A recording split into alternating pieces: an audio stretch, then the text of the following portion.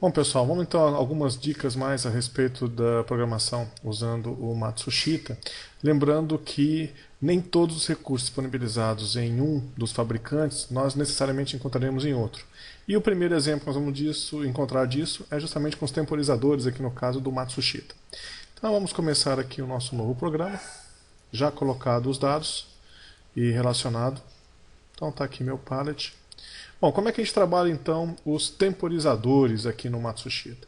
Os temporizadores têm uma função específica, que é aqui do palette o meu F5, né, de temporizador. Então vamos colocá-lo, posicionar também em qualquer lugar, depois quando ele compila ele ajusta, coloco o meu temporizador e aqui, logo que eu seleciono, eu tenho primeiro uma base de tempo, segundo, décimo de segundo, centésimo de segundo e milissegundos, milésimo de segundos, conforme a minha necessidade eu escolho a minha base de tempo. Vamos colocar aqui então a minha base segundo. Os temporizadores eu tenho um limite, né, que no caso do Matsushita é um limite relativamente tranquilo, é de 0 a 99, então vamos pegar aqui o meu 0. Tá? E aí eu escolho também o meu tipo de temporizadores. Temos algumas seleções aqui embaixo, tenho aqui então do tipo K, que é o retardo na ativação, né? E aí eu coloco então por quanto tempo eu quero aguardar. Então 5 segundos eu tenho então o meu retardo na ativação. E esse é o primeiro problema com o Matsushita. Não um problema, mas uma diferença com relação ao Logosoft. Eu não tenho um retardo no desligamento. Como que a gente faz isso? Trabalhando então com esse contato de forma invertida. Só preciso, é claro, ter uma lógica para poder gerenciar a entrada dessa temporização, mas isso vocês já são capazes de desenvolver como solução. Então eu tenho aqui o meu temporizador, um retardo, e a diferença é que nesse caso do Matsushita eu tenho, como está posicionado, a saída. Então eu tenho que conectar a minha saída. Era diferente no Logosoft, em que eu finalizava no bloco e só depois eu associava a esse contato. Então aqui eu boto já diretamente, por exemplo, o meu contato, a minha saída Y1, por exemplo, e eu tenho o meu disparador, né, o meu trigger, está lá a minha entrada 0. Aqui também colocada, faz a conexão. Compilo, ele já posiciona, está lá então o meu temporizador colocado. Então é um retardo na ativação, eu disparo o meu trigger, né, dado pelo meu X0 nesse caso, ele vai contar os meus 5 segundos e aí aciona a minha saída. Uma outra ferramenta também interessante que nós podemos usar no Matsushita é o set e o reset de um registrador. Para isso eu tenho, por exemplo, uma lógica qualquer. Então eu posso, né, com Fn Alt F1, né, Alt F1, eu libero o meu palette de comandos. Né? Então eu tenho aqui, vamos supor, uma lógica qualquer, dado a partir da minha entrada 1.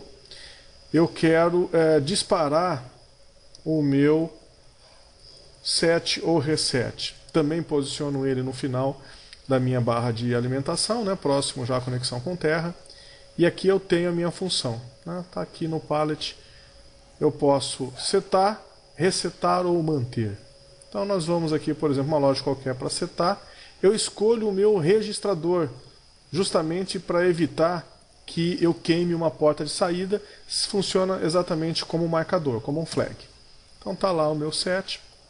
Posso ter uma outra lógica qualquer, por exemplo, uma porta, um comando E, né, com uma lógica invertida entre duas entradas, e aí eu tenho, por exemplo, a lógica do reset. Determino o reset, seleciono o meu registrador, o mesmo número anterior, então está lá o meu registrador. E aí eu posso associar esse meu contato, né, fazendo com que esse meu registrador número 1 que vá comandar, por exemplo, a minha porta de saída, está lá, né, o Y 0. Então eu tenho aqui um exemplo de usar o set e o reset.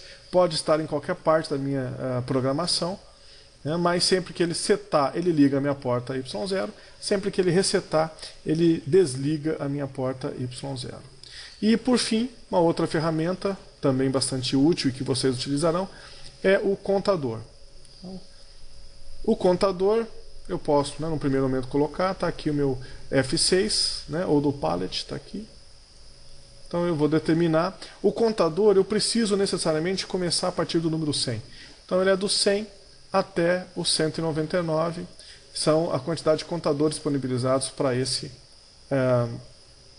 CLP. Tá?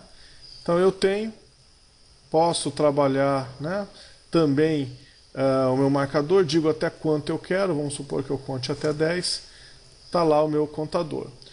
A exemplo do que acontecia com o temporizador, em que eu tinha que conectar a saída, no contador eu também preciso fazer a mesma coisa. Preciso conectar a minha saída para poder ter o meu efeito desejável. Então está lá, vamos colocar isso numa saída do tipo Y, tem aqui meus dados. Agora eu preciso, no contador, fechar as outras duas conexões. Primeiro, na parte de cima, é o pulso que será contado. Então eu posso colocar aqui, por exemplo, os dados de uma entrada 4 para fazer essa conexão. E eu tenho, por fim, que também dizer como será o reset disso. Se ele estiver ativo, ele reseta. A gente, é claro, pode colocar, por exemplo, um registrador que não está sendo utilizado, se eu não quiser resetar.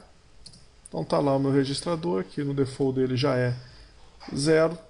Né? Para não ativar o meu reset, eu tenho. Então na compilação, está lá os meus dados do contador.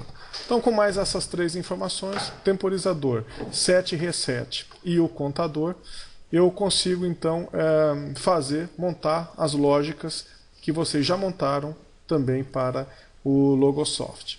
Façam os exercícios, aguardo o envio para que a gente possa então fazer os comentários finais no nosso fórum antes da prova. Boa sorte!